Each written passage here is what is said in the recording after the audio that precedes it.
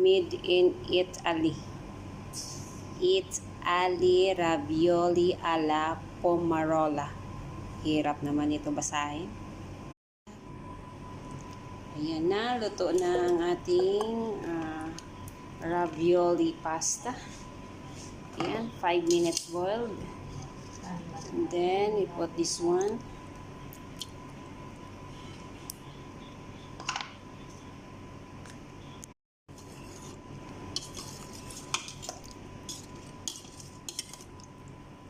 We do mix. Mix,